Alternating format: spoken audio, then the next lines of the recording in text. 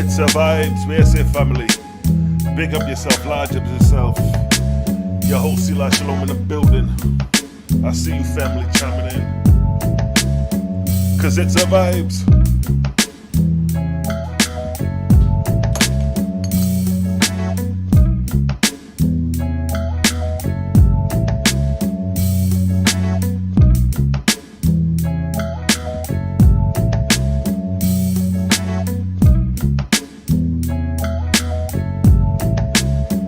Cause it's a vibes, Elijah, I see you.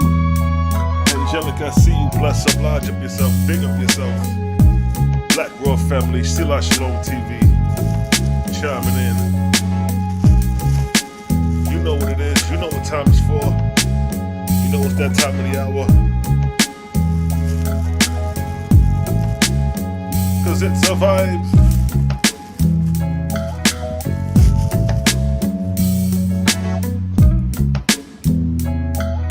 I see you. Large up yourself, big up yourself. Cause it's the vibes. Yes, family.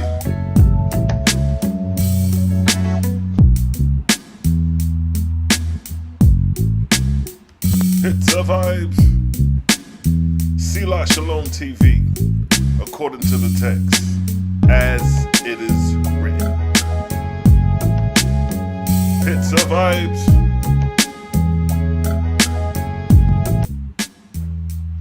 Where's that family?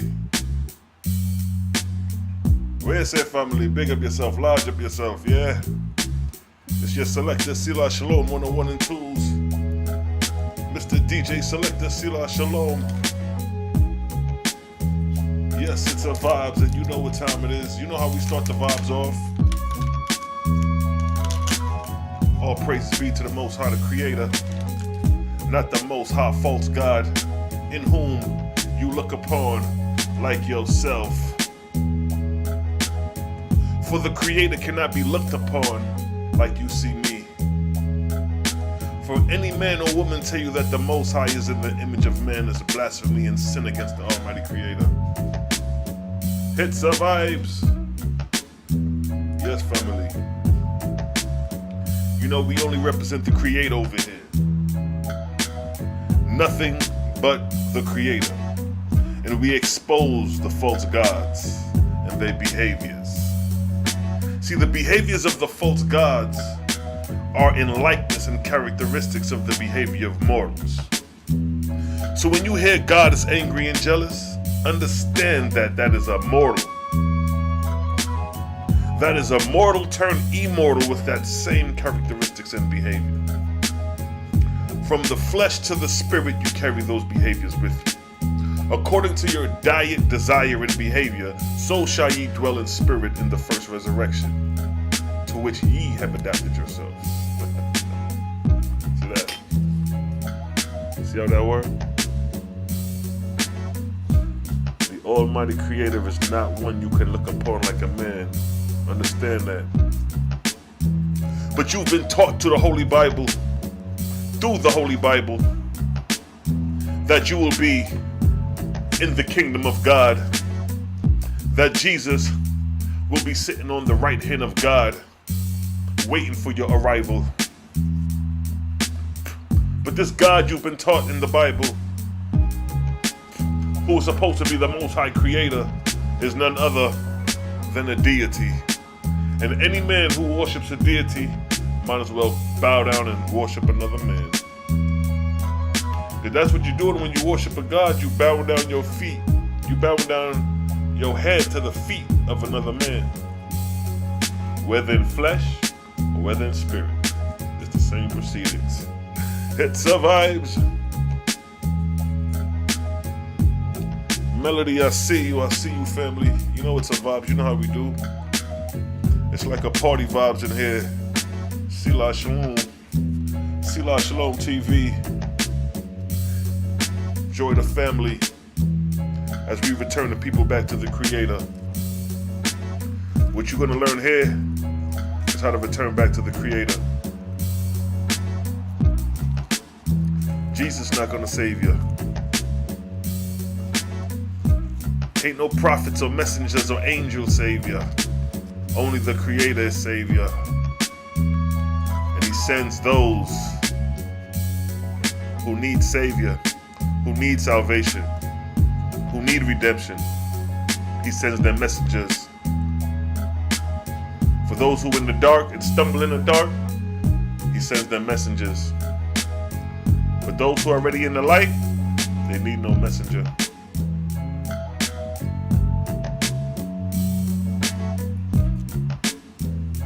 Yahweh, where you say, big man? See ya. It's a vibes. You done know. You know how we like to get this thing started. You know what I mean? Roll you up a spliff. Go get you a drink. Yeah, man, we take the button and put it right back in the right tit. Nothing loose around these parts, yeah? Hits a vibes. I see the family chiming in. You know what I mean? No particular topic today. I just wanted to get online. I ain't been on in a couple days and show my face, let the people know I'm still here. I'm still in existence. You know what I mean? Your boy Selah Shalom still around. I ain't going nowhere. You know what I mean? Big up to the family. Large up yourself. Big up yourself. Yeah, man. You know, online. Still seeing people caught up in these false gods, these false religions, false doctrines. Slowly but surely, some people are waking up out of it. Let me alert the family, let her know I'm on YouTube, so those who want to chime in. You dig? Yeah. Shout out to the family. But yo, check it, you know. I was doing some thinking on that, the language thing, you know what I mean? The Hebrew language and the Cuneiform language. That's something that the Israelites, I don't think they really pay attention to that. The Israelites thinking that the Hebrew language is native to them. But what I found out is that the Hebrew language, yo, it's the Phoenician language. Now, when you look at the Phoenician people, they look no different than the people you see in Mesopotamia. When you look at some of the Phoenicians, they got the same features: the lofty beards, the bearded, you know what I mean, the knotted beards, the bearded, the dreaded locks and stuff like that. You see that with the Phoenician people. But what I notice is that the language, though, when you look at the language of Mesopotamia, when you look at how it's cuneiform, and that cuneiform was the dominant language in Mesopotamia, leading all the way to Syria. If you ever look at what they call the Syria tablets, the Syria tablets is cuneiform. See that? Now, the last couple of videos when I touched on the cuneiform, the images I had, it didn't show of the cuneiform for whatever reason. I guess the format wasn't compatible. So now I had to re-download some of the pictures and show the people that the language of the place that Abraham was born, Ur of Chaldea, was cuneiform. So when Abraham was born, this would have been the language he would have been accustomed to. And I don't think Hebrew Israelites addressed this factor about language, because when you read the story of Abraham, most people thinking that Abraham speaking Hebrew, not knowing historically there is no evidence of Hebrew in Mesopotamia. The evidence of Hebrew is in the land of Canaan. But Mesopotamia is the dominant factor here. We're going to show another image of some cuneiform in the Ebla tablets. They got something called the Ebla tablets. I touched on these years ago. Years ago, I touched on the Ebla tablets, the place of Ebla. Now, that's how the people of Ebla look. That's not the best of pictures. It's kind of blurry, but it shows you that the people of Ebla, again, you can see the beards. You can see the fringes on the garments. Here go another picture of an Akkadian soldier. See that? If you look at the features of the Akkadian, and the people from Syria, you see the same people. It's the same people. Same language, Cuneiform, from Syria to Iraq is Cuneiform. And then we have more proof for the Cuneiform from the land of Mesopotamia, Iraq, Syria. So this is the dominant language. So I don't see how Israelites are so stuck on the Hebrew language when the dominant language of their forefathers is Cuneiform. The only time we see the Hebrew language is when we get up into the land of Canaan.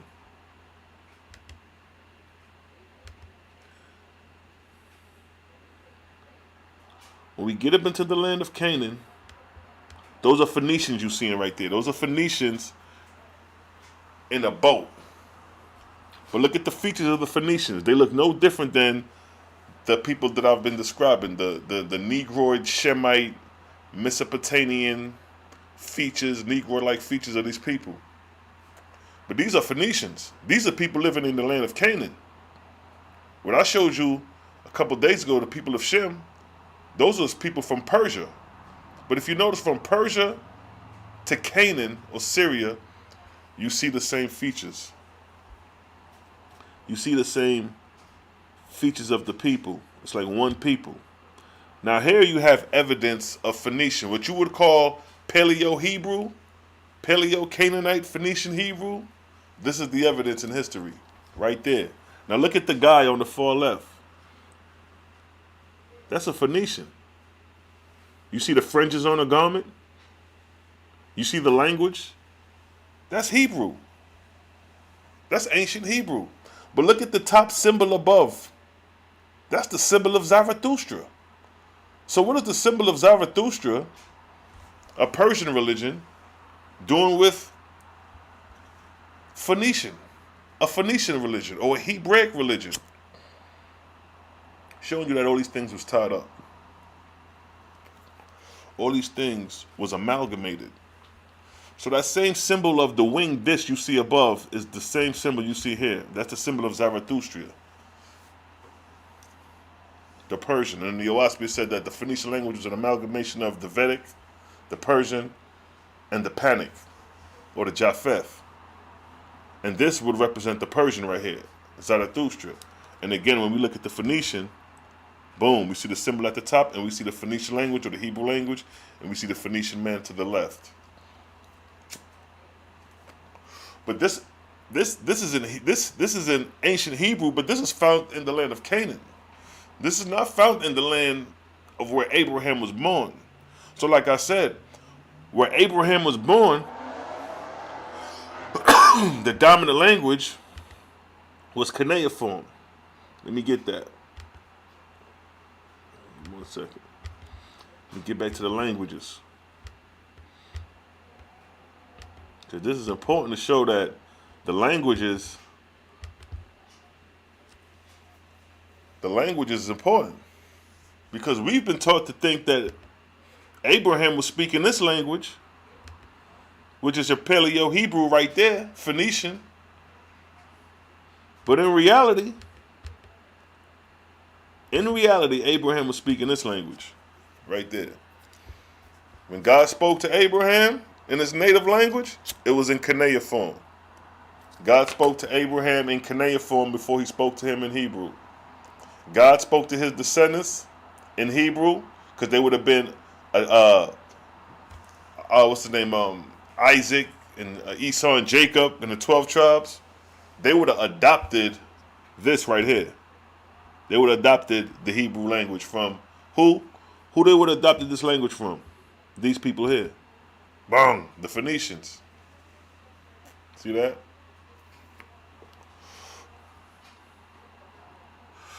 Now it's an argument about who the Phoenician people are. Some people say they're Canaanites, some people say they're Shemites. It's an argument, but based off the features, those don't look like Canaanites in the sense of how we would, because Canaanite falls under Ham in Africa. But if you look at the features here, that looks more like a Shemite. Coming back to the Persians, that look like these people over here. That's what he looked like.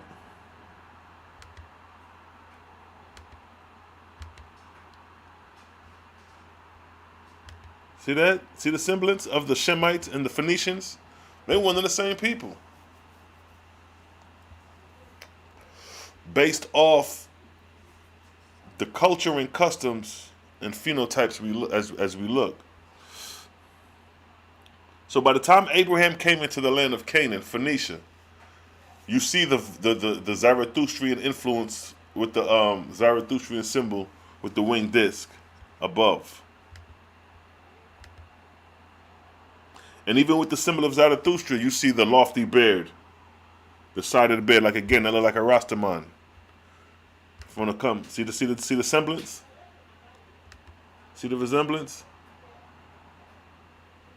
the Ancient of Days that they talk about, the lofty beard and the, you know what I mean, the thick woolly hair. Yeah, them is the Phoenicians, the Mesopotamians, all of them is one and the same people. Right there. So that's the question you ask somebody who's studying scripture. What language did Abraham speak? And if they tell you Hebrew, tell them to show the evidence. Here's the evidence of Hebrew, but in Phoenicia. Remember, Abraham sojourned into the land of Phoenicia, or the land of Canaan. So if he sojourned into the land of Canaan, if there was people there, and there was customs and culture, what were they speaking? What was the language of the people that Abraham sojourned into speaking, and what was the language of Abraham's native birthplace? See that? The language of Abraham's native birthplace is Cuneiform. When he sojourned his ass into into Canaan, it was this. That's when he got exposed to the Cuneiform. To the Phoenician Hebrew. So it's either he had to learn the language, just like if a Spaniard coming to America, he got to learn English. And then if he decide to learn English and he have children, guess what? The children are going to learn English too. A lot of times, by the time the descendants, if a Mexican, a Chinese, or an Indian have children in America, by the time that children grow up, they fully American. They speak in English. They don't know nothing about where they came from. So the same rules could apply with Abraham dealing with Isaac and Jacob and the 12 tribes. When them kids was born, they was fully speaking Phoenician language. They had no, I would say they wouldn't have no knowledge of their forefather where they came from, but by the time they grew up in the land of Canaan, they were speaking the Phoenician Canaanite Hebrew language. But Abraham himself, being born in Ur of Chaldea, would have been spoken the Cuneiform language, hands down, because the evidence is before us. The evidence is before us. See that?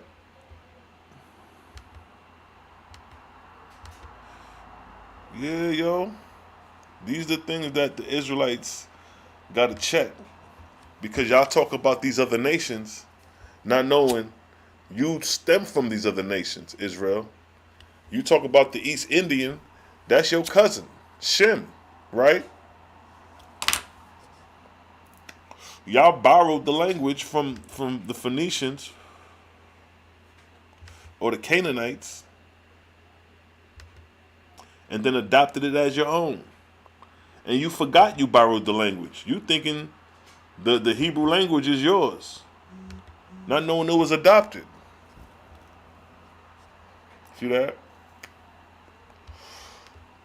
So those are things you got to test and check the people on, yo. You got to make sure that you question them, and then the history backs up what they saying. So if we saying, you from Spain and you speak Spanish, the evidence of the Spanish language got to be in Spain. But if you tell me you from Spain and there's evidence of English, it's like, yo, it's not matching up. So you got to make it make sense. You know what I mean? You got to check the history as well. You just can't read the Bible. You got to read the history too. You got to read the customs, the culture, the language to see if what's making sense. To see if you even identifying the right people. Oh shit, what up, fam? I see y'all chiming in. Alupa, what's good, King? Peace, oneness, I see you. Yashra Allah, peace and blessings, King. Napdeezy, I see you. It's a vibe. You're done, no? Apollo, I see you. Yo, yo. See that he obviously spoke the language of the Cometics. Now, actually, he would have spoke the language of the where he from. So like I said, he's from Abraham is from Ur of Chaldea. So his first language, because people do speak multiple languages. His first language would have been Cuneiform, his birth language. Now, if he would have sojourned into the land of Canaan, he would have either had to find an interpreter, like some people have to go to other countries and have an interpreter, or he would have had to learn the language of the Phoenician language or the Canaanite language. Then if he did that, he would have had two languages under his belt, the Cuneiform and the Hebrew. And then he could have taught both to the children. And then when he sojourned into the land of Kemet, that's another form of language. He would have had to have an interpreter to interpret the Kemetic language, or he would have had to learn it, and that would have been three languages he would have had under his belt: the Cuneiform, the Hebrew, and the Kemetic. But that's an interesting thing how they communicated. Because when we read the Bible, we thinking it's all one language we reading. They just one, you know what I mean? But if I were to go to Mexico, I can't speak Spanish fluently. You see, I'm gonna have to have an interpreter, or I'm gonna have to find places where they have the language translated in English. But I don't see no translations of Cuneiform to Hebrew to show the connection. So it's either Abraham would have had to die understanding Cuneiform, and his children learned the language. How many Ethiopians, Somalians, Eritreans that you may know, like your age, but their parents may not even speak. I know some Ethiopians and Eritreans that their parents don't even speak English, but their kids is fully American, and the kids could speak English fluently, and then they could speak some of the language of their parents. You know, you may be talking to him in English, and next thing you know, you start talking to his mother, and he'll speak to his native language, and he'll speak to his native language, whatever language they speak in Ethiopia. There's several dialects and languages in Africa. But then he'll speak his native language and come back to speaking to you English. So these are the things you got to consider when you're dealing with language in antiquity. First thing you got to do is identify the language of the place that we're dealing with. So if we're dealing with Egypt, what is the language of Egypt? It's hieroglyphics, right? If we're dealing with, let's say, if we're dealing with India, what is the language of India? Sanskrit. Sanskrit is the language. We can't expect to find Cuneiform in India when the dominant language is Sanskrit.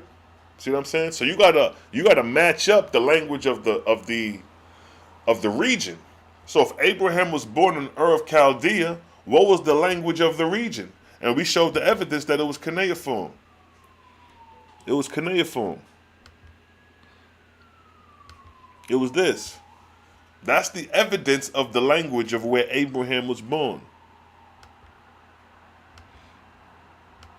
That's the evidence. And then in the Ebla tablets, it's more evidence showing that the Cuneiform language was present up there. This is a picture of the town of Ebla in Syria. This is where Abraham sojourned in this land.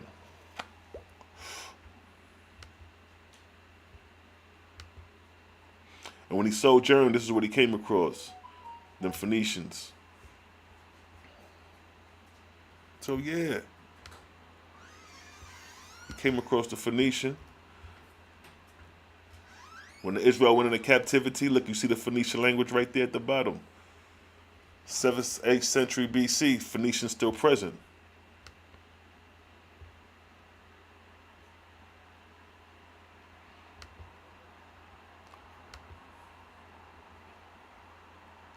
So Israel going to see, all these is the same people. The Hebrews, the Phoenicians, all of them is the same people. One blood, Joe. One Shemite blood. This is what y'all dealing with. Same people. Coming to the 1st century, same people. Maybe a little mixed up because you're talking 2,000, 3,000, 4,000 years of generations coming down of different nationalities. So by the time they get to this is supposed to be a depiction of the Mashiach Yeshua and the disciples coming out of Cairo, Egypt. So this is a depiction of the Messiah in Egypt. This is how they depicted Jesus or Yeshua. So if they depicted this picture, Cairo, Egypt, back then, they telling on themselves what the color the Messiah was. But we not stuck on color. We passed that. But just for those, we dealing with the archives of history. For those who want to prove that Jesus existed or prove when he came in the flesh what was his nationality or how he looked it. Yeah, that's important. That's definitely important.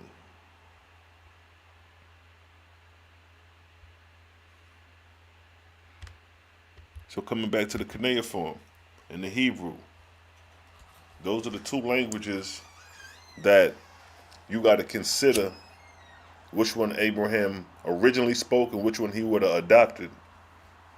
He originally spoke the Cuneiform and he would have adopted the Hebrew. Just put it in perspective.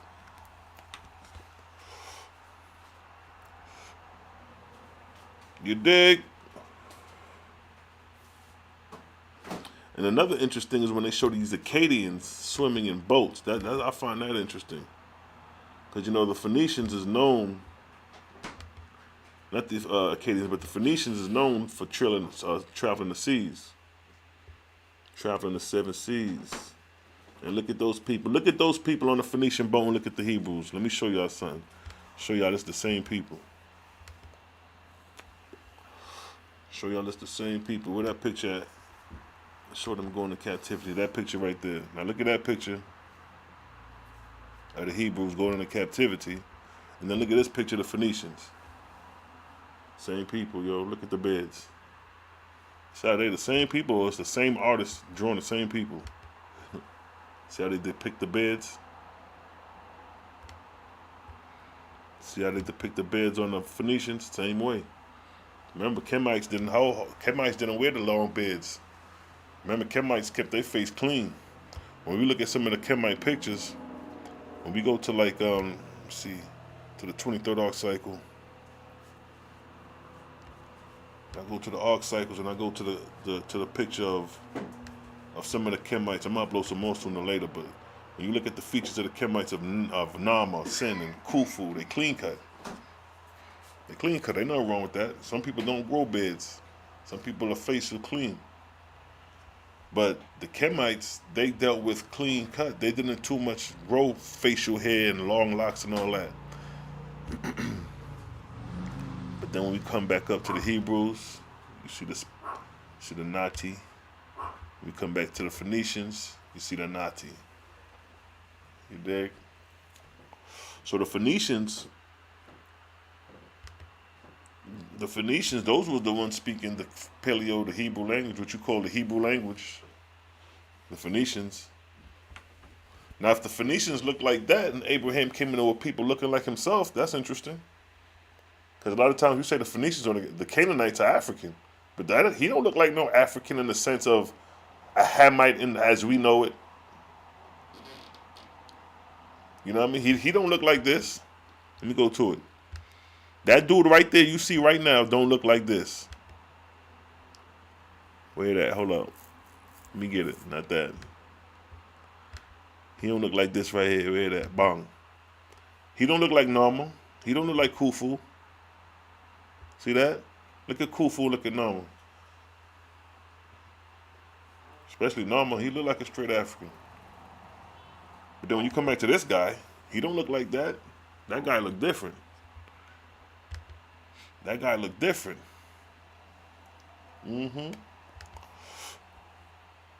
But these are the Phoenicians.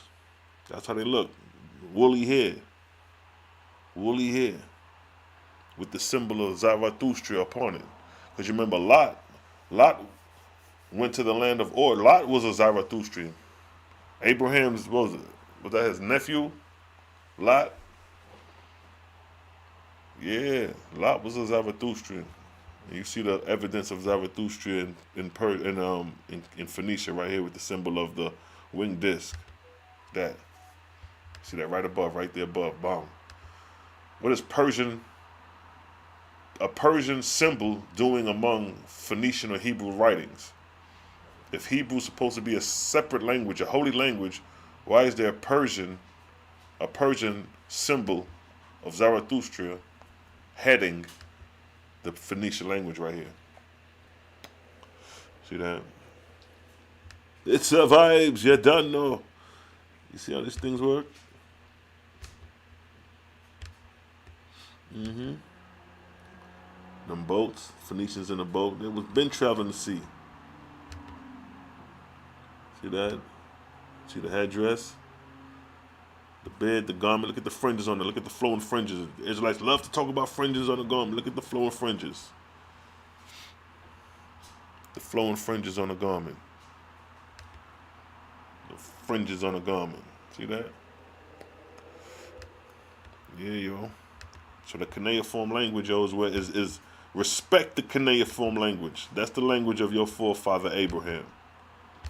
That's the language of Abraham, is the Cuneiform. You gotta respect that which came before yours. That right there, the Cuneiform. See that? Get used to it.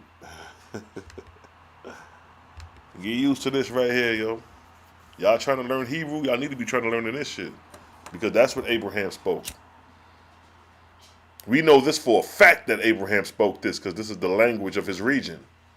There is no Hebrew. There is no this right here. Where that? Bong. Ain't none of this found in Persia. In Persia. This language right here on the Phoenician wall, that you see right here, that Hebrew, that ancient Hebrew right there, is not found where Abraham was born, in Persia. This is found in Persia. This is found from Persia, Iraq, all the way up into goddamn Syria with the Ebla tablets. And then when you come into the land of Canaan, you get this. So the Cuneiform has an extension on the region. It extends pretty far. The Hebrew language is only confined to the land of Canaan. And you may find some of it in the south, like somewhat Egypt. In the Senya, you may find that. Some Paleo-Hebrew writing. Go ahead. And then, you know what I mean? Evidence upon evidence of these things there, Naman. Rastaman, showed you that last time. And then, you know what I mean, Moses was learned in the wisdom of the Egyptians. And, you know, I've been saying who Moses was in Egypt. Let me get that. I'm going to hit the fourth. If there was a Moses, he would have been Amenemhet the fourth, the last male ruler of the Middle Kingdom. After him, his sister, Sobek-Nefer, his half-sister, Sobek-Nefer, succeeded and ruled the throne for a minute before the collapse of the Middle Kingdom and the beginning of the New Kingdom. So Moses would have been in the 12th dynasty. That would have been the time of the Israelites, 12th dynasty. And then you got the name Yahweh in Egypt. You know what I mean? They try to say, oh, Yahweh don't exist, or the name Yahweh, whatever. That's the name Yahweh in Egypt. Before the Cuneiform. See that? You got the name Yahweh in this language before you got it in this language. See that? You get that. Historically speaking, this Yahweh in Hebrew, in Egypt, in the hieroglyphic language, this came before your Paleo-Hebrew or your ancient Hebrew. When Moses was in Egypt, this is what he saw. Because you remember, Moses was born in Egypt. So same thing with Abraham. It's the same thing with Moses. Moses was born in Egypt. Being born in Egypt, he would have been accustomed to the language of his people, which was the Egyptians. So he would have spoke the Kemetic language. Now, he could have been a man that spoke variable language as well. It's a lot of people who speak many languages. But Kemetic would have damn sure been one off the top, because he was raised in the house of Pharaoh. You're going to learn the language of your father or your stepfather, which was Amenemhet III. So this symbol of Yahweh came before your Hebrew right here. Keep in mind, when Moses and the Israelites was in the land of Egypt for 400 years. So those children born into the land of Egypt spoke the language of the Kemetic, the Egyptian. When they left Egypt, going into the wilderness, going into the land of Canaan, establishing Canaan, intermingling with the Canaanites, they would have been adopting again. They would have been readopting the Paleo-Hebrew language. See that? The first adoption of the Hebrew language was with Abraham's descendant, because when Abraham migrated in the land of Canaan, he would have been speaking Cuneiform. He would have been speaking the Cuneiform language. He would have been speaking that. When his descendants is born, his descendants speaking that, the Hebrew language, or what you would consider the Hebrew language. And then, when the 12 tribes, or not the 12 tribes, but Joseph and them, you're right, the 12 tribes, when they went into the land of Egypt, when Joseph went into the land of Egypt, now he's going to have to adapt to the Egyptian ways. And when the Israelites came into Egypt as 70 souls and left out as a mixed multitude of millions, come on, man. Boom. So actually, the Israelites would have been introduced to the Paleo-Hebrew language twice in history.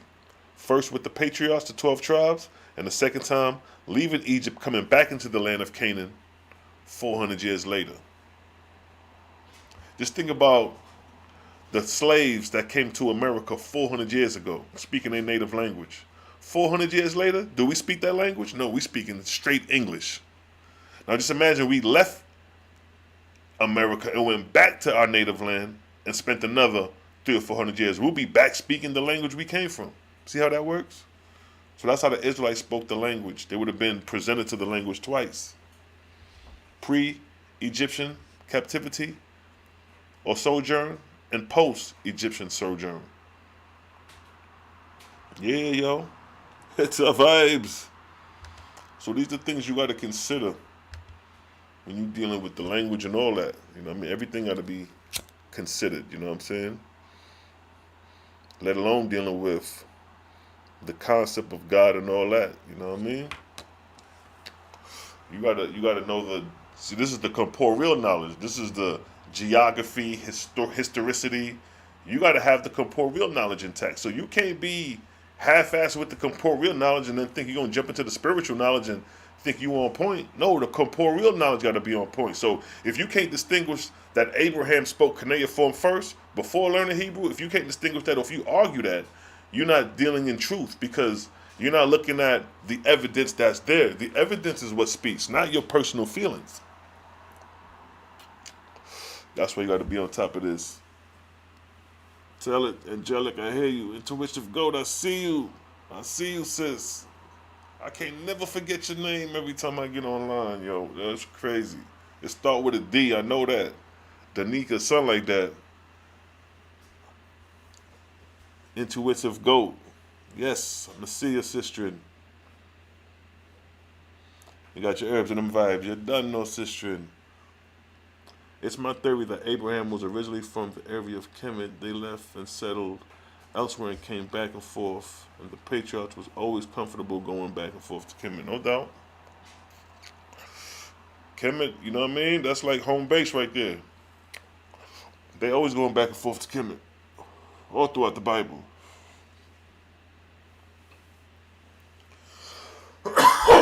So yeah, you know what I mean? You got to consider these things. Your corporeal knowledge got to be on point. If your corporeal knowledge is on point, it's not on point. Your spiritual knowledge is not going to be on point. You know what I mean? You got to stay on top of that. Because it survives. Yeah, that's why I like to show the evidence, man. The evidence speak for itself. You know what I mean? The evidence speak for itself. That's Yahweh in ancient ancient Egyptian language, the Cuneiform, the hieroglyphics.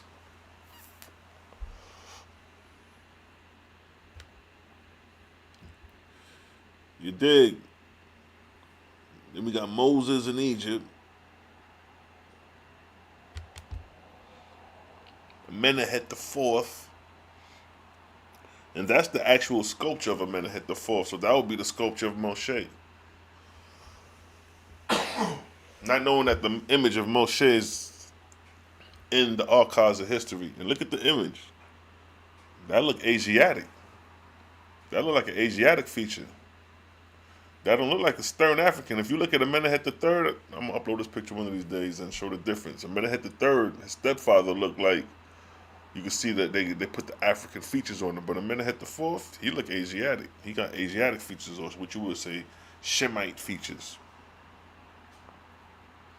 And here's a depiction of Yeshua and the disciples again. Now keep in mind, these supposed to be descendants of Abraham. These supposed to be the descendants of these people right here.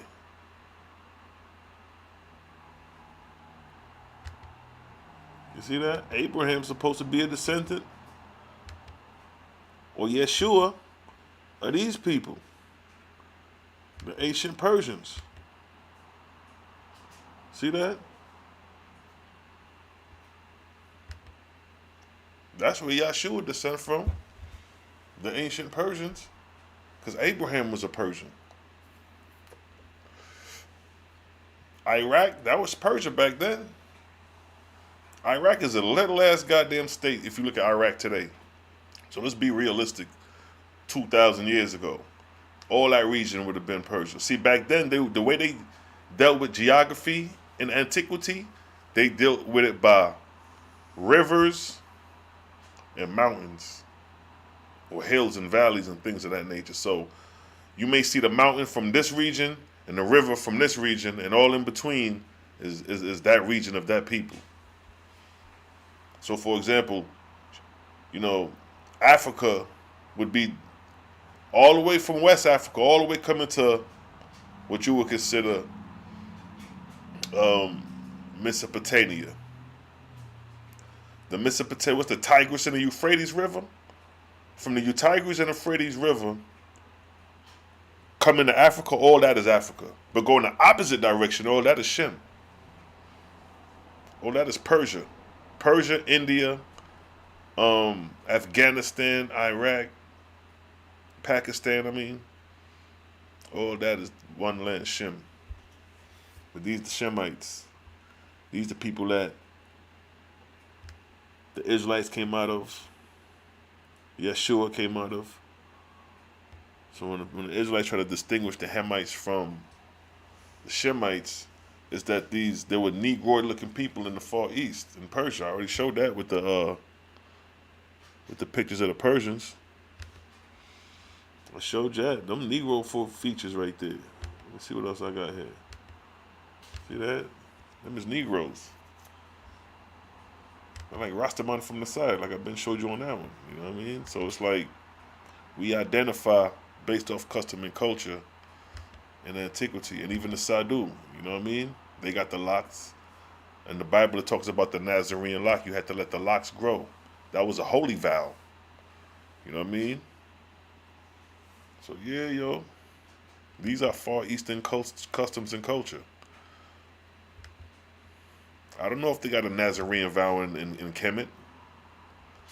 You know what I mean? Do they got a Nazarene vow in Kemet? We find the Nazarene vow in the Bible. You see the Nazarene vow in the customs and culture of the Sadhu of India. You see the Nazarene vow in the customs and culture of the Rastaman and the Caribbeans. See that?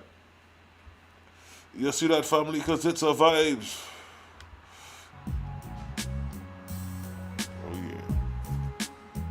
Come on. Hits a vibes.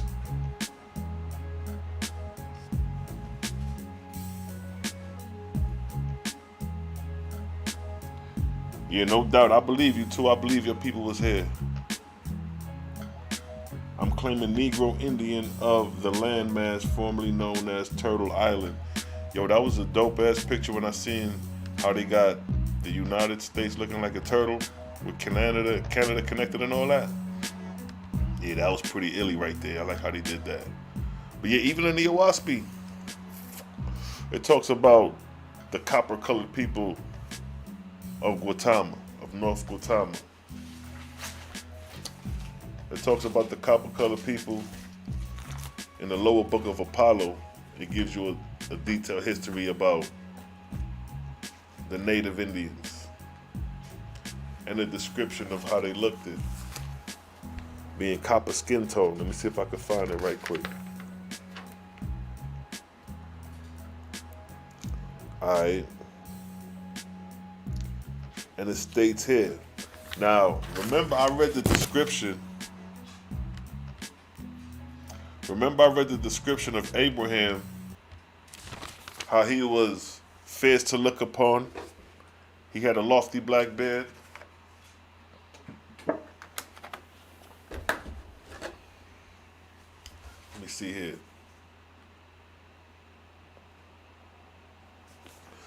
So here's a description of when the copper-colored people came on the scene as far as in the Oahspe and Guatemala, Native America. Now, in the Lord's third book, chapter 2, it states, verse 2, the Ongwi, or the natives, came suddenly into the world, came in the north, south, east, and west, came by thousands and thousands, and they had long hair, black and coarse, but their skin was brown and copper colored. They just gave you the description of an indigenous people in the Americas through a crossbred. I didn't read who they crossbred to produce these, but I'm just showing you how they describing copper-skinned people again in the Oahspe, in the Americas. It stated that they had long hair, black and coarse, but their skin was brown, copper colored, and their arms were short like the irons. Very proud were the Ongwis, and they would not mix with the Ahuans. The Ahuans is who they mix with. The Ahuans is copper colored as well. They mix, see, the Ahuans and the Ions. Let me read that part when they actually mix. Let me go back up one.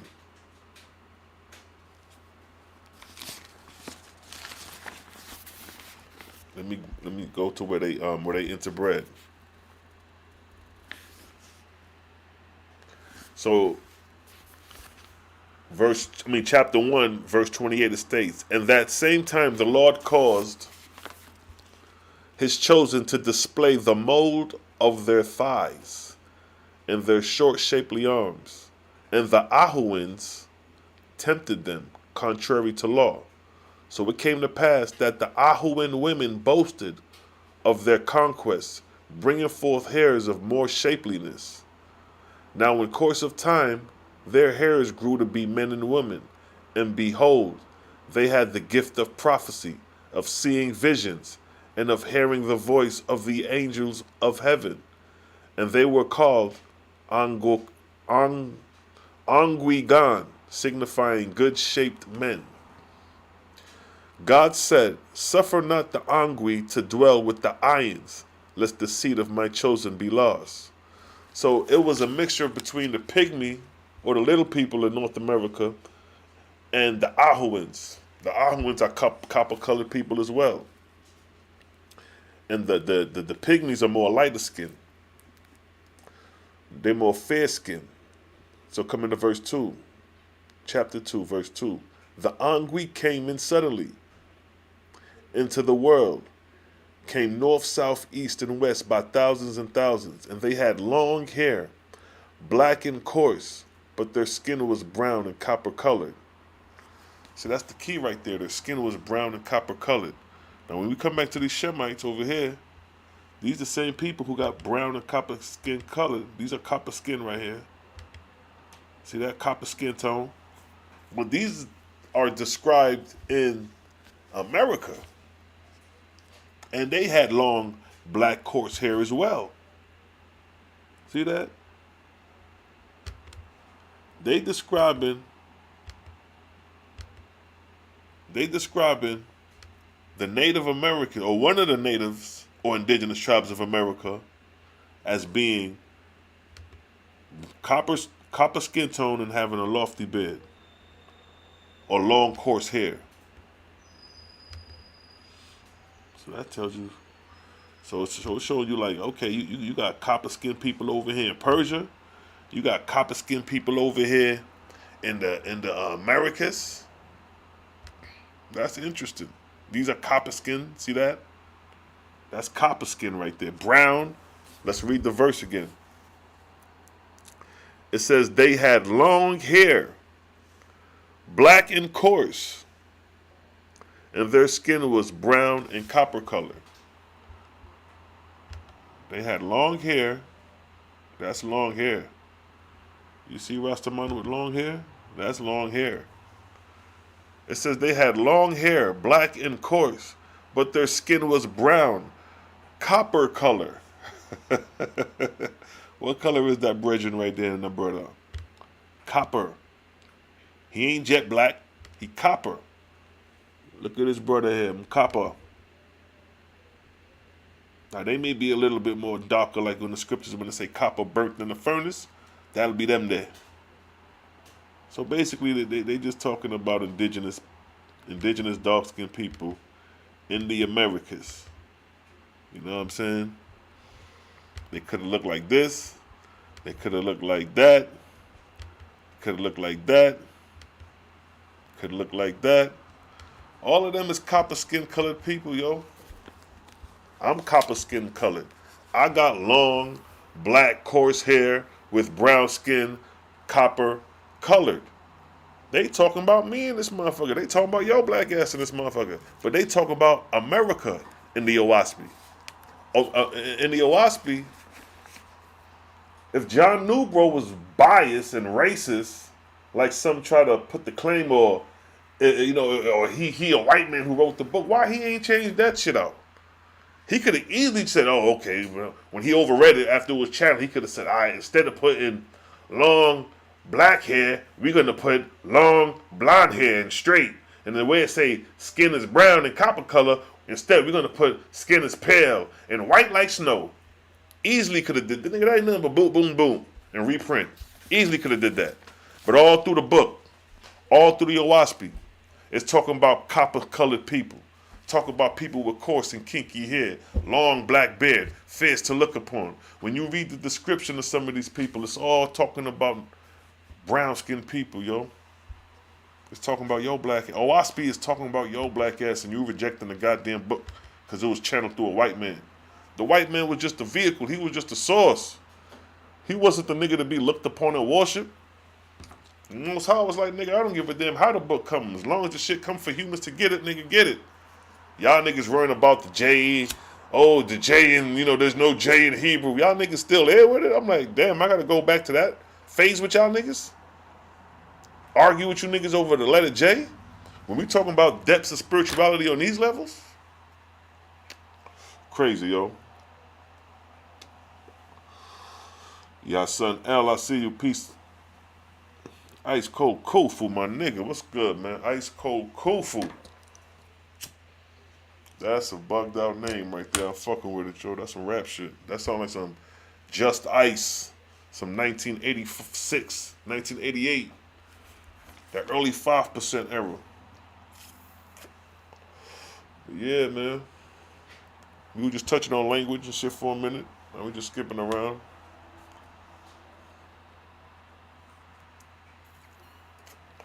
We're just talking about the skin copper, the copper colored people in the Oahspe, how it describes the copper colored people. It describes the copper colored people all through. It describes the copper colored people. It describes brown people, black people, white people, yellow people. So there's no bias. You know what I mean? It's just how you take it. When you hear the irons being white and yellow, some of you niggas will be like, oh, see, they go to white, they get Caucasians. No, they're not talking about Caucasians. Caucasians, genealogy-wise, don't come later on down the line. The Europeans is the youngest human species on the planet.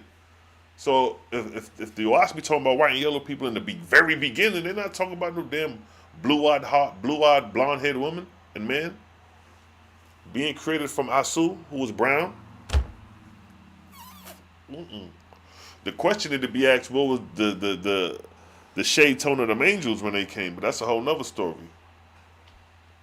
Whatever shade they was, we copper skin tone. There's only one shade on this goddamn planet: brown skin, dark to dark, purple dark to brown, copper skin, light skin, and then pale skin, which is the Caucasian race. They the last race of the human family. You know what I mean? And that's just the human genome. That ain't nothing to be racist or feel a certain way about. It is what it is. Every tribe been killing their own tribal men within their own regions. Africans been killing Africans. Indians been killing Indians. Chinese been killing Chinese. North Korea can't stand South Korea. That's their own little world. We ain't got shit to do with that. Black whites ain't got shit to do with Korea, and they beefing among themselves. They cousins. So it's been tribal war, you know what I mean? So you can't sit there and be on some old pro-black shit. If you want to really go in the archives of history and you want to talk that pro-black shit, we're going to expose that and beat that shit up and show you the wars in Africa. You know what I mean? Show you the goddamn the Hutus and the Watutsis, how they committed genocide among each other. We can show you the Kemetic wars in antiquity. You know what I mean? Let alone the recent wars, but we can go to antiquity and bring it on down history, just Kemetic alone dealing with brother killing brother. Same thing with India. We go to India, the clashes of the customs and cultures of India, the wars, the different regional wars. Same thing with China. You know what I mean? Don't get it twisted. We all fucked up in this motherfucker as a whole human species, if you want to look at it like that. Israel think they chose a nigga. Israel was born among Israel. That's why y'all niggas went into captivity. The northern tribe started beefing with the southern tribe. When the story of Elijah, the prophets of Baal, nigga, that was an Israelite. When Elijah called on Yahweh through his angels to do that miracle, the nigga who he was going against, I forget his name. I don't know if that was Ezekiel, but I forget his name. But he goddamn was under the inspiration of Baal, but he was an Israelite. You see what I'm saying? Same people. Saying that to say bloodline don't mean shit. It's your concept of the creator that determines all. Your concept of the creator and your service done unto others. And your education. A lot of people base their education and their belief based off their religion. Their biblical doctrine. Most people believe that the earth was created in 6 days. Christians believe that shit. Real Christians believe that shit. More advanced Christians will try to say 6,000 years. But all that shit false. All that shit came off the mind of a nigga who just decided to make some shit up to keep niggas enslaved and keep humans enslaved, keep the populations enslaved.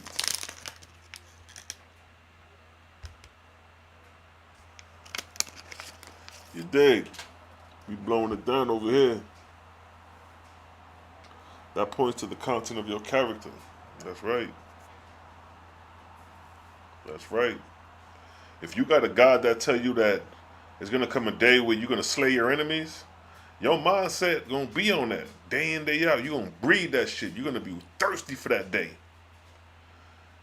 But if your God told you, go out there and serve others in righteousness, and that's going to raise your spiritual grade, don't kill, you know what I mean? Feed the body, fruits and vegetables, try to stay away from the flesh. You know what I mean? Which one coming from the Creator and which one coming from the false God? And which going to be your intent? Who's going to have a more productive outcome? The nigga ready to slay niggas? Or the one being more positive and productive? Because those who believe in your biblical God, y'all waiting for the day of judgment, and y'all concept of the day of judgment is going to battle. The Messiah gonna come back and go to battle, and he gonna be battling the nations of the earth. So it's warfare. Your outlook is warfare. Period. The Book of Revelation, chapter 19, that's warfare. So y'all got your mind programmed to destruction. And if for whatever reason you think you're gonna make it out the destruction clean, like ain't nothing gonna, like you just gonna, but 2/3 is gonna burn and you just gonna slide out with, you know what I mean? Because you studied the Bible. You know what I mean? 20 years of your life you was in the world, then you came into the knowledge, and now all of a sudden you saved, and the rest of the world is going to hell. Some of these camps got the biggest egos. They find out they become Israelites. They start preaching on the corner, and their ego go out the world. Now they know everything. They know everything. Niggas started studying the scriptures for 2 years, and you will know everything. I see some of these Israelites come out, some of these camps come out, and I'm like, yo, look how wet behind the ear these niggas is, bro. You can just see it. These niggas just came out and started preaching just because they want to get their face caught out there. They want to be like Sabak. They want to be like Nathaniel. They want to be like Tazariak. See, these niggas is followers. All them camp leaders, all them camps is followers. Ain't none of them niggas original, not one of them. Except the nigga who started the shit. The ISUPK, all them camps need to run their ass right back. Nathaniel and them, they need to run their ass right back to General Yohana. Sabak and them, they need to run their ass right back to General Yohana. All them niggas who left need to run their ass right back and come under one body. Niggas do that, then I'll believe that these niggas about their business. Until then, a divided house can't stand in the Father's kingdom. Until y'all niggas come together, what y'all think y'all doing ain't prospering. All y'all doing is getting more and more closer of your heavenly kingdom perishing, falling apart. Some of these camp elders and these leaders, they got, disunity in the organization. I done seen it. We done seen it. Everybody done seen it in some of these organizations. The beefs, the disagreements, the split ups. I done seen groups that come under Sabbat. Next, they got their own group now. What's that? The Sons of Thunder out here in Atlanta, who be downtown over there about 5 points. Them niggas used to be under Sabbat. The main talker, I don't know his name. The main dude who be talking. I remember when I first seen him, he was a reader for Sabbat. But their ego get big and they want to start bringing their interpretation. Like they want to show, like, I know it a little better than him. Let me bring out the truth. And then they split up. Then, Sons of, you not even under the name of the HOI no more. You got your own shit. No, nigga. You stick under one name, one goddamn aim, one name, all that shit. Y'all creating y'all creating more division, more divided houses instead of coming up under one name.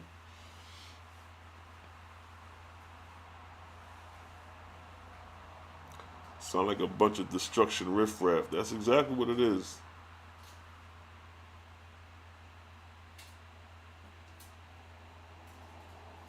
Kevin, I see you with this question. Funny how people flock to where they think they are chosen, like it requires less work to get to the destination. Right, yeah. See, people think they chosen and oh, I'm chosen, so it's vacation time. You know what I mean? I ain't got to do too much labor. I'm an Israelite, so, I ain't got to do, it's a ridiculous mindset, yo.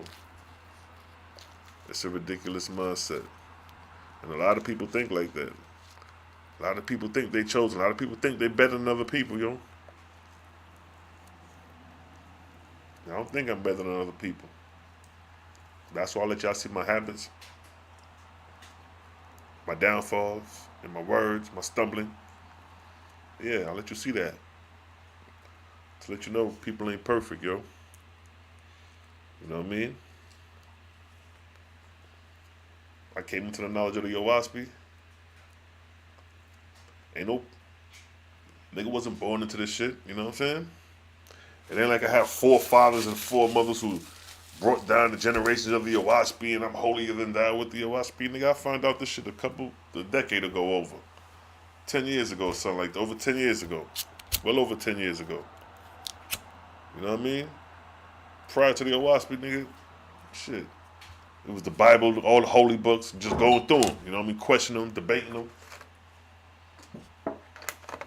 Got the goddamn Oahspe. That shit put the icing on the cake. I'm like, nigga. So in the poppin'. Nigga can't tell me shit now.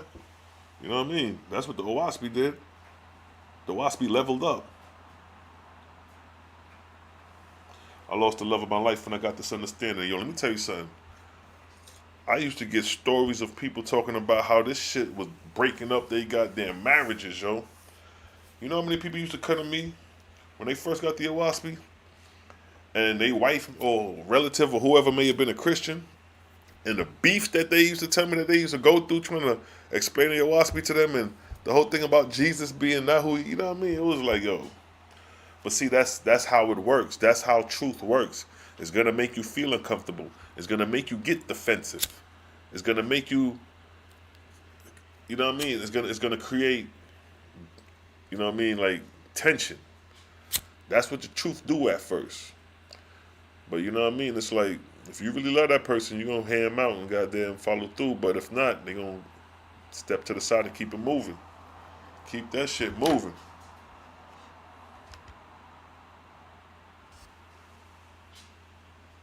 Hebrews think they are so right, they are so wrong. I lost my man. He said I was a witch. Yeah, see, a lot of sisters, they see the females have great discernment. So the angels use women to communicate a lot of times, you know what I mean? Especially in antiquity. In the movie 300, we seen that. I always bring that up with Leonidas when it showed them going into the Persian.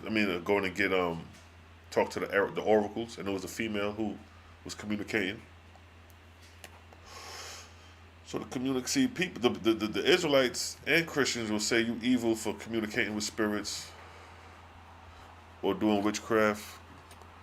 But see, to call upon a medium for them would be evil or whatever. But when they call upon Yeshua, you know, they ain't supposed to call upon no middleman. They call upon Yeshua. They call upon Christ. They'll say Christ, the Holy Spirit. All these intermediate names to get to the Creator instead of just say, yo, Creator Yahweh.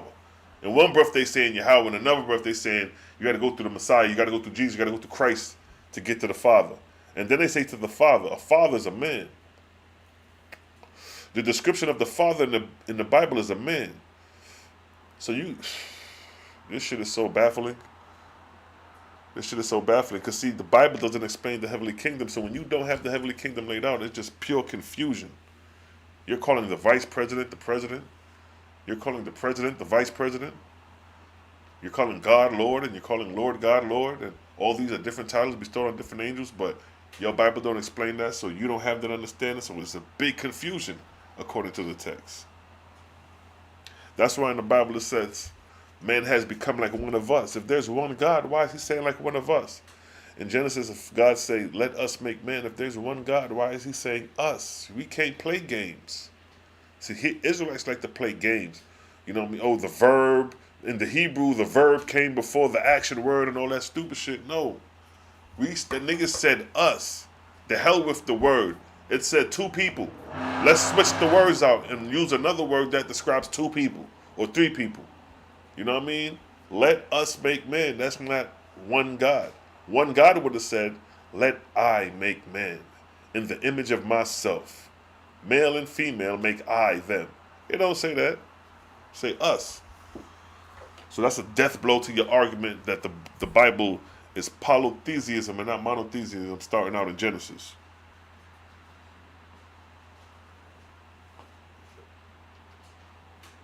When I say COVID cannot infect smokers, man, I burn out COVID and a king. Easy thing for burn them things out, you know, King. You know what I mean? You just got to be on top of your immunity. That's all. Yeah, though, man. Like I say, the indigenous people of North America was described as being copper-skinned people. Again, the natives came into the world suddenly. North, south, east, west, by thousands and thousands, and they had long hair, black and coarse, but their skin was brown and copper colored, and their arms were short like the Ayans. The Ayans meaning the little people, the pygmies. Very proud were the Anguis, or the natives. They would not mix with the Ayans, and they dare not mix with the sacred people because of the commandment of the Lord. So the Anguigan became a new race in the world, having all the symmetry of the Ayans, the little people, and the savageness of the Ahuans. And they, being feeders on flesh and fish, fell under the dominion of angels of the lower heaven. And they rejected the Lord God. So it said, based off their diet, they fell under the dominion of angels of the lower heaven. So it says, and being feeders on flesh and fish, fell under the dominions of angels of the lower heavens. So if you want to get angels higher than the lower heavens, you cut back on the flesh and fish. First, when you cut back on the flesh and fish, you're going to find out your body's going to be feeling better. You're going to have more energy. You're going to feel a little lighter. You know what I mean? And then you're going to be attracting pure angels. And then it states, verse 4, the Lord said, even this will I appropriate for their own salvation in time to come. So the Lord commanded the Ayans to give to the Angui laws, rites, and ceremonies, and these things were done as commanded. Then came the angels of the lower heaven, teaching the Anguis, or the natives, the secrets of making eunuchs of their enemies. The Ayans with the long arms, teaching them how to make spears and bows with arrows and darts, fishing boats and nets, teaching them how to make fire by striking flint stones, teaching them how to cook flesh and fish to make them more palatable, or I would say compatible. And this was the first cooked food for man since the days of the flood. Interesting. So this is the first time niggas cooking food since the flood. Interesting. So like I said, it's just giving you a description of the Native Americans being copper-skinned complected and how the angels taught the secrets of some of these arts to men. Because like I said, some things was hand-delivered from the angels. Now, I mean, we forget through time and history, we forget these things because this shit is not documented. It just happens. You know what I mean? So the Oahspe is a documentation to show how the angels was involved with man, teaching man certain things to improve on a corporeal level. So it says, the Ayan feared the Lord would visit a judgment upon the land because of the Anguis killing and eating flesh. But the Lord said unto them, suffer ye the Angui to fulfill their labor. Too full is all the land with beast and serpent.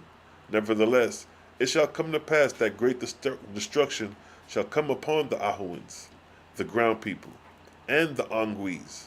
And their great cities shall be destroyed, and their lands laid desolate.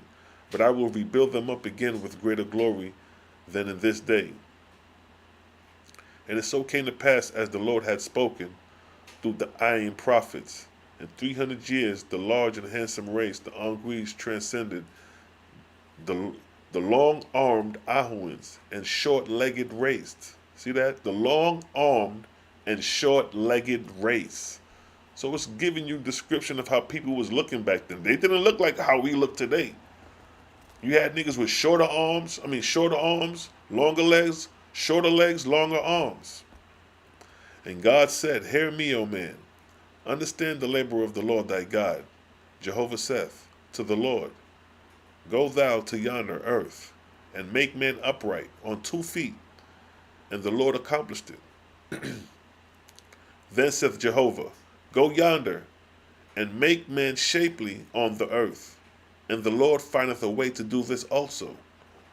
Forget not the Lord thy God, such labor will fall to thy lot when thou art long risen in heaven. Behold, there are millions of worlds new coming into being every day. Expand thy judgment, make thyself comprehensive, that thou may fulfilleth the wisdom, the glory of the Almighty. So again, this is just giving you a description of the Native Americans, how they crossbred with the Pygmies and the Ahuans, the ground people.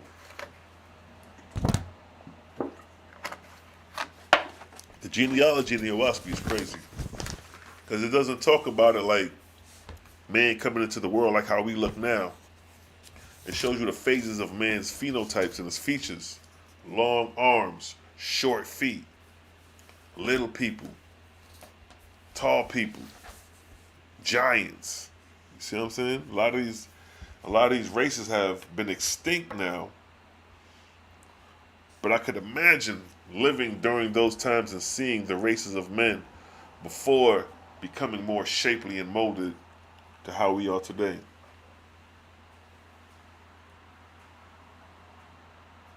How about half the Eskimos still have copper skin, but half are fucked because of experiments, vaccinations, and exposure to chloron? Yeah, man. It's crazy out here, bro. They experimenting on all of us. You dig? They can harm the flesh, but they can't touch the spirit. You know what I mean? Got to keep the spirit alive. Our government put chloron in our municipal water. Yeah. The water. Yeah, like in Detroit, man, they was going through some stuff with their water. You know what I mean? I don't know where they at with it, but yeah, it's like it's like our life is so precious. If our water system get messed up, we messed up. You know, food is delivered through 18-wheeler trucks on highways. If anything happened to them highways, if anything happened to them trucks, we can't get food in the supermarket, we fucked. We so dependent right now. You know what I mean? If we was to go back to nature right now, we'd be fucked. We fucked both ways if anything changes the way we have it right now. If society changes right now, we fucked. We're not accustomed to going into the nature and surviving. We accustomed to coming home. If it's too hot, put on the AC. If it's too cold, put on the heat. Just imagine you had to survive in winter outside, and all you got is the clothes on your back. You know what I mean? So look how far we have come as a civilization and a race of people. Because keep in mind, just in the 1800s, we was horseback riding to the beginning of time. From the creation of man to the 1800s, let's just say niggas been horseback riding. But then when we come to where we at now, we got automobiles. We got cars. That's another question. Has cars ever been on the planet before? There's no actual evidence. But look how from the creation of man to now we've been horseback riding. Horseback riding, and we may have did boats. The closest thing we may have came to a car was a chariot. You see the chariots in Egypt that they ride on with the wheel. That's the closest to a car we have in history. But today now we got vehicles, whips. We got planes, helicopters. You see what I'm saying? Where does technology come? Where did this spawn come from? How did man within a time period less than 200 years come to this point to where ain't no way in hell we would have got from the 1800s to where we at now that quick? This shit happened overnight. Civilization for us, when we came to from the time we landed in the Americas from the 1600s to now, ain't no way in hell we should be this advanced as far as technology. You know what I mean? It never happened in antiquity. It's not like 400 years when niggas was in Africa, then 400 years later niggas pushing whips in Africa. Different kind of whips and different kind of helicopters and different kind of motherfucking scooters and motorcycles. This has never been done in history, ever. There is no evidence of motorcycles in history. There's no evidence of helicopters and airplanes. And I ain't talking about pictographs. I'm talking about hard body evidence where, like, nigga, this is the engine 4,000 years ago of an aircraft. I'm talking that type of evidence. Ain't no evidence of no automobiles in history. You may have drawings and depictions now. Anything, you know, nigga could have been having imagination and drew some shit. That don't mean that shit was actually there. Look at the Egyptian hieroglyphs. Them niggas got goat heads and beetle heads on niggas.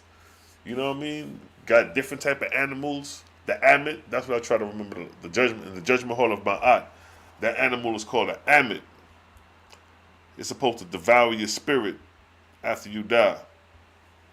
But that's a creature made up of a hippopotamus, a lion, and another body. You know what I mean? So it's like, these are concepts that niggas make up, but I'm talking about hard body evidence. We just boomed out of nowhere and we got vehicles, we flying, we got satellites. You know what I mean? So you got to consider these things. Like the Oahspe say, some of these things was hand delivered to us by the angels.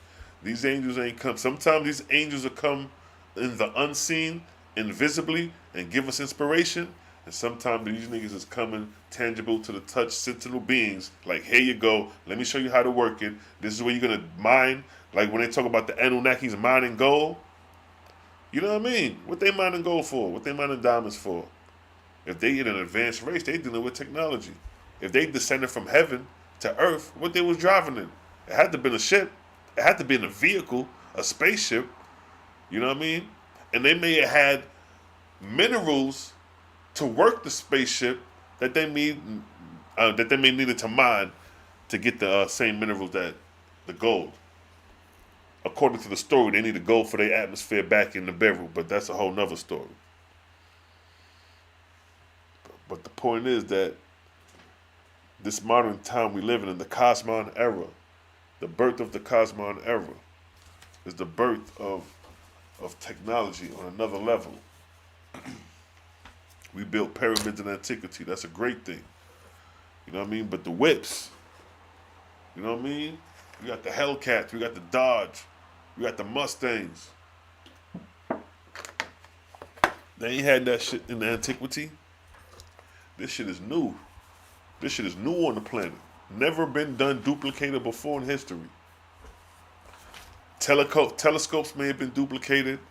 Certain things may have been duplicated in history now, but certain things are straight new. Never been done before.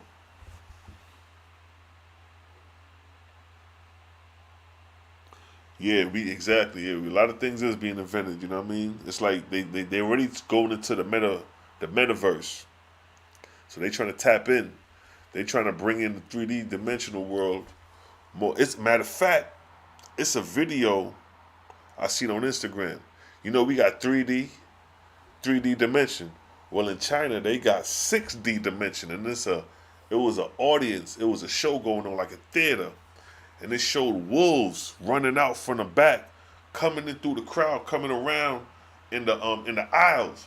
But if you would have seen these wolves, I promise you would have thought these motherfuckers was real, the way they was moving, the way they was running. That's how realistic they got the 3D, the 6D, I should say, the 6D dimension technology that China is using. That shit looks so realistic, it'll blow your mind.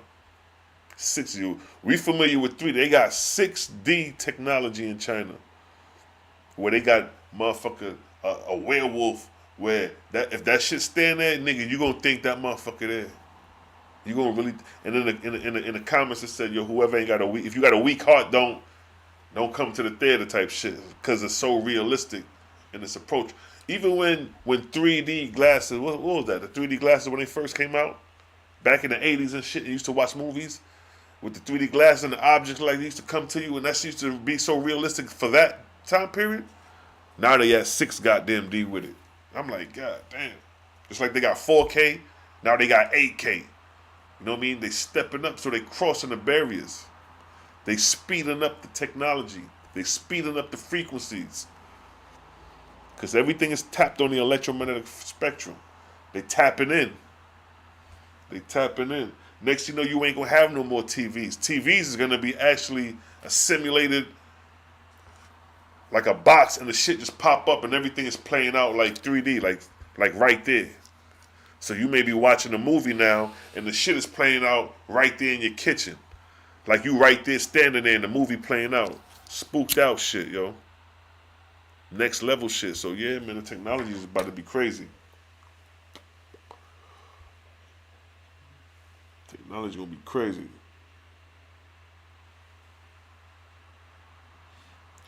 Yeah, it's a lot of the technology. Like Oahspe say that the Cosmology era is gonna birth a belief to the point where man is gonna doubt the Creator greater than ever in history in this time period. And I can see that based off the technology, because man is already, scientists don't really, they study science, they study creation, but they leave out the Creator. You know what I mean? Because you've been taught, most of these, see, like I said, you either a Christian or a Muslim. Most of the scientists, these niggas' forefathers or parents was probably Christian, more likely. So if they were atheists, if they were scientists and they were atheists, it's because they probably more likely rejected Christianity and the concept of God in the Bible. And they said, fuck that, I'm not going to believe that. I'd rather just believe nothing then. You know, I don't believe in God. Because when you read the story of God in the Bible, if you got some common sense, you're going to be like, yo, this is some bullshit. So instead of, for some people, searching other routes for the God, some people be like, fuck it, I don't believe that shit. I don't believe nothing. I ain't even fucking with it. I ain't going to wrap my mind around the bullshit because to me it's bullshit. So I'm an atheist. I don't believe that. That's how some people perceive. And scientists, you know, if they absence with the concept of a creator, then they just studying the effect of creation and they're not studying the cause of creation. To study the cause of creation is to study the root of the creator. That's the first cause of creation. The first cause of creation is the vortex. The vortex. See, the first cause of creation to scientists is the Big Bang Theory. That's their concept of the creation. But in the Oahspe, it states that the first cause of creation is the vortex. And then we have examples of the vortex throughout creation, through hurricanes and whirlwinds and cyclones, and galaxies, spiral galaxies. We see that in creation, but we don't see no Big Bang. You can't show me your Big Bang in nature.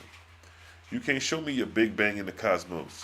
You could just give us that in theory, but you can't give us that example in reality. But I just demonstrated for you in reality, we got the vortex in nature. We got the vortex in the hurricane, the tornado, the cyclone, the whirlwind. See, those are examples of the first cause of creation playing out in nature. But you can't give me an example or a demonstration of the Big Bang in nature, displayed on its own, on its own merit. See, a whirlwind stands on its own merit. A tornado stands on its own merit. A cyclone stands on its own merit. And these are examples of the manner of my created worlds that Jehovah's created. That's what Jehovah say. See that? So once you understand the first cause of creation, the vortex, what is a vortex? A spiral, whirling particles drawn to the center, and then there the function of creation proceeds. See that? Because it's a vibes.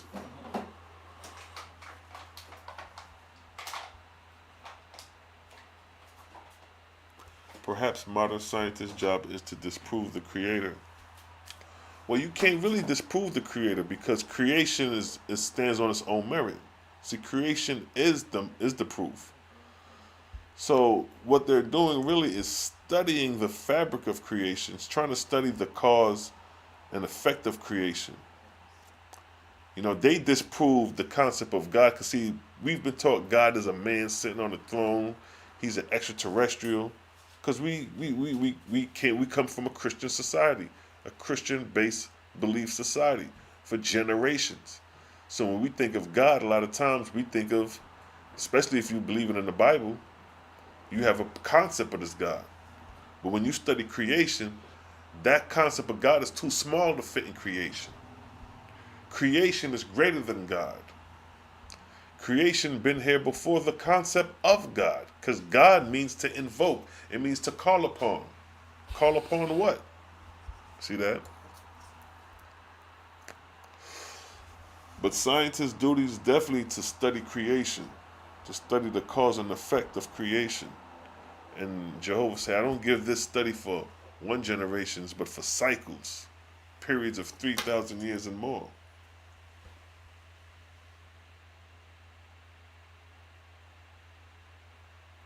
And you as a child used to add to the Creator have a mother.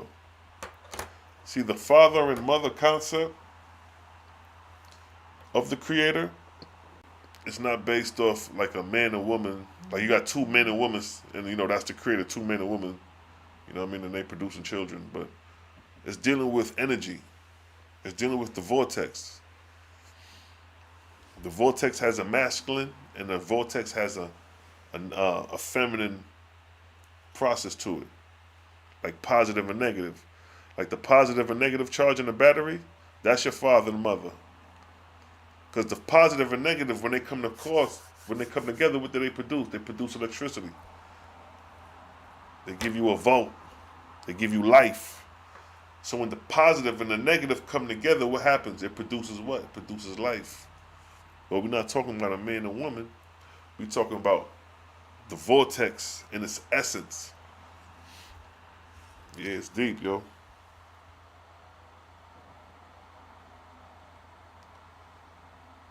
The right. The Oahspe talk about the the feminine aspect of the Creator. You got the positive aspect, and you got the feminine. Like in the Book of Jehovah, it starts off saying all was all. You know what I mean? Being positive was called he and him. See, it describes the Creator being he and him, but it's not talking about a man. It's talking about the positive force of motion, the positive charge. So the positive charge of the vortex flows east and west, while the negative charge flows north and south. And that connection brings life, the positive and negative. Peace, mercy, what's good? Shalom. To know there is a Creator, they use code. What they call dark is anything that has an effect on the seen, yet is unseen. They will say dark matter and the dark energy, right? Yeah, they'll use abstract terms like dark energy and dark matter and stuff like that, but like how the Oahspe states that, darkness is the absence of light. So essentially, when you have the absence of light, it's cold. That's what I say. Space is cold because wherever there's the further away the light is gonna become dark and colder as it refracts from the light.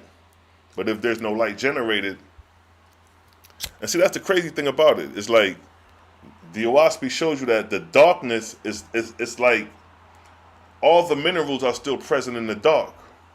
So when the Creator gives that vortex a spark, it's in darkness because darkness precedes the light. So when the vortex is generated, by the time it precipitates those minerals to the center of the vortex, and friction and heat engenders, and then comes the ball of fire, the globe of fire, like it describes, the earth was once a globe of fire. Now we have light, but that light was generated through the functionality of the vortex in the darkness. That's interesting. And the minerals still exist. The same way the minerals exist in light, the minerals exist in dark. So it's still present. So it's not like there's nothing there for those people who think that, God created something out of nothing. And they want to stick to that, like, see, he created something out of nothing. No, it was always something there. Because the concept of creation shows otherwise. Because in creation is solid, liquid, and gas. And gas is the fundamental, rudimentary start of creation. Before you could get liquid, two gases has to come together to get a liquid. So prior to liquid, gases existed prior. The same thing with solids. You have to have molecules to come together to produce solids. But prior to them solids coming together, they could have been liquids, and prior to the liquids, gases. So the gas is the unseen. You can't see gas. You can, but it's unseen. And at certain conditions, you can see it. So the unseen is responsible for creating that which is seen in the essence of creation. It's interesting, yo, the way Oahspe breaks down planetary creation. Right, seeds sprout in darkness. And that's due to the light of the day. The light of the day at night. So the soil during the daytime is soaking in all that all that light. And then when the sun go down at night, all that shit releases. That's what produced the seed to crack open and start the process of germination, because it's soaked in that light and now it's releasing that light. So true indeed. That's why the seed, because if you was to plant a seed and place it in the closet, it won't pop. But if you place that seed in sunlight and it's absorbing that energy, that vitamin E, that carbon, that high level sunlight, yo, that shit gonna crack that seed, bro. What's cracking that seed is that sunlight. That's what's cracking that seed. That's why you gotta plant all that shit in the sunlight, yo. Now, it is certain plants that can grow in like lesser density of light. Like in your deep forest, your rainforest, your shrubs. They don't grow in like to say green patches of light. They grow in shade. You know what I mean? Like what herb is that? Like lungwort. That kind of grows in the shrub. Like in the forest region. Sharice, what's good? Wilson, I see you. Will the sun turn into an earth? It said there is a sun behind the sun. Now, according to the Oahspe, as I described several times, that the earth goes through 4 ages. So if we follow those principal laws, yes.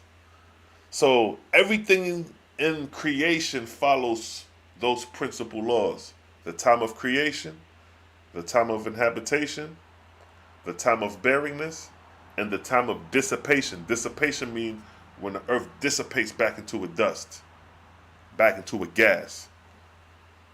It's like what they call a exploding star, something like that.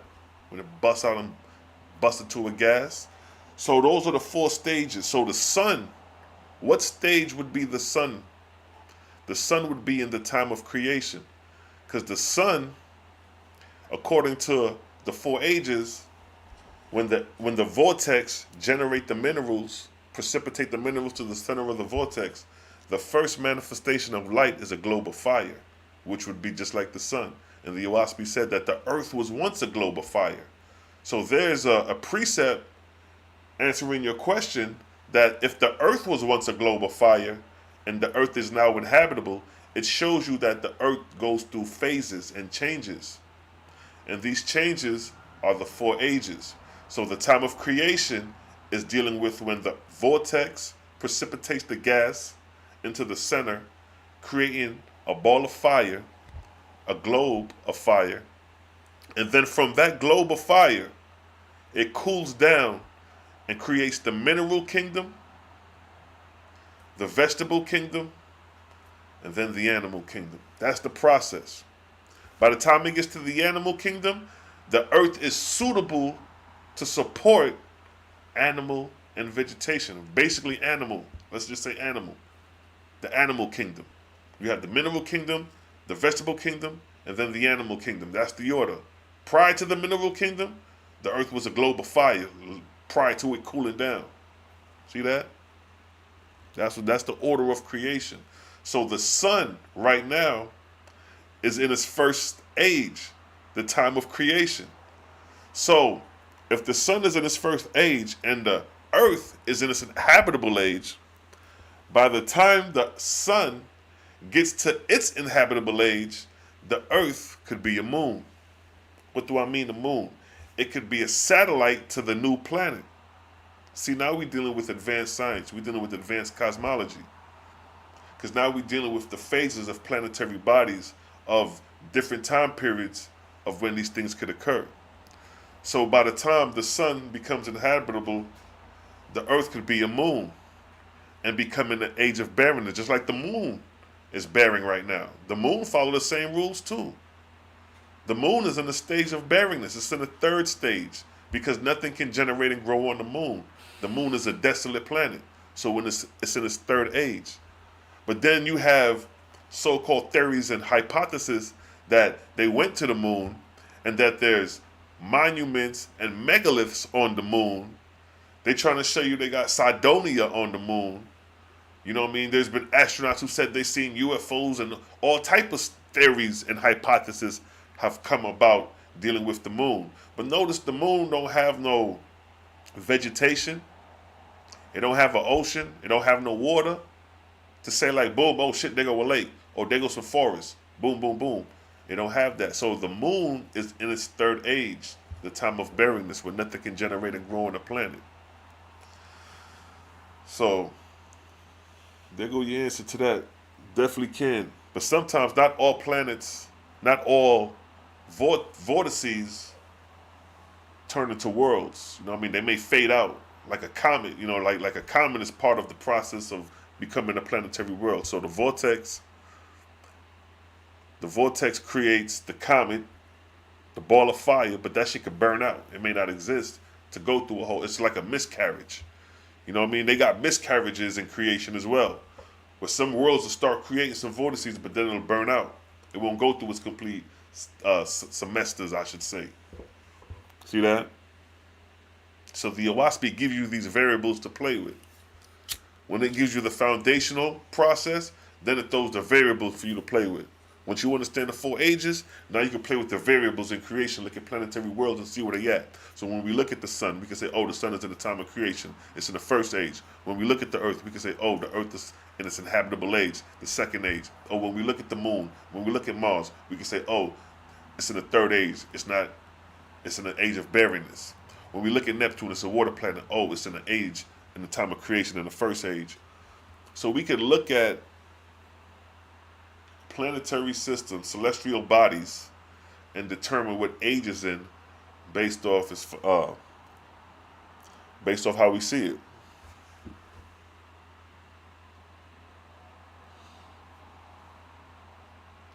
All planets were inhabited with all life forms. Yeah, because there's going to come a point, like the same way we inhabit the earth, when we cross over and ascend into the Etherean and go, and then the creator be like, yo, I want y'all to go down to this corporeal earth and see how it was in the beginning, how it would have been with your age. So like, we ponder about, I wonder how it was in the beginning, like in the early stages of man, how man was created, to see how we was created. It may come a time where that may be one of your lessons in the creation. I want y'all to go to the planet, this particular corporeal world, and I want y'all to bear witness how man is created. And now you see how man is created. The same way you wait till spring coming around, and then you wait and bear witness of that mango tree, how it produced mangoes. From out of a branch, from a flower to a damn mango, you can see that process, but you could only see that process when spring roll around, when it's the time of creation, when it's the time to bear fruit. So it's the same thing. We living in the inhabitable time, the co-inhabitation, but we didn't see creation. But there's angels who may have been present when man was created to actually see the formation of how man was created. See, that shit get deep, yo. These are the variables you get to play with once you understand the fundamentals of the Oahspe. The moon do look like a dry planet, yeah. Yes, the moon is in its third age. You can't drop no soil and seed over there. That shit ain't gonna grow.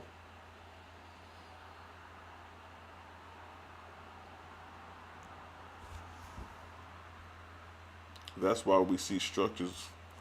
Alright, the other brothers and sisters, angels, are from these planets. Right. There's other inhabitable worlds. The Oahspe talk about there are thousands of other inhabitable worlds. I was like, damn. So you trying to tell me you got other inhabitable worlds with people pondering just like us if there's other life forms, other inhabitable worlds out there in the cosmos. Interesting. And with that, let's vibe on that, yo. Let's take our vibes, yo. We draw the rhythm up, yo. Let's bring the rhythm. Oh yeah. Hits the vibes.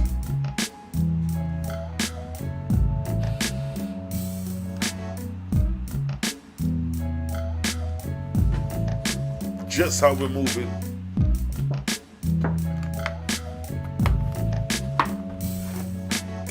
Yes, I.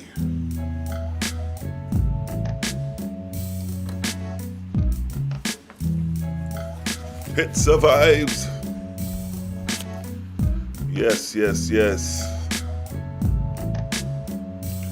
The wisdom of the Creator is infinite. No limitations. To understand creation, understand the variables of creation, understand that you're not limited by the Creator. The Creator created limitless, boundlessness for you. So your thinking should go in the like manner, based off the functions and primary rules of creation. And then from there you can spawn out and test the variables. Yashra Allah, I see you.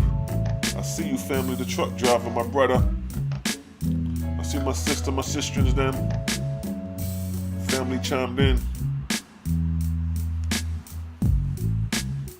Cause it survives.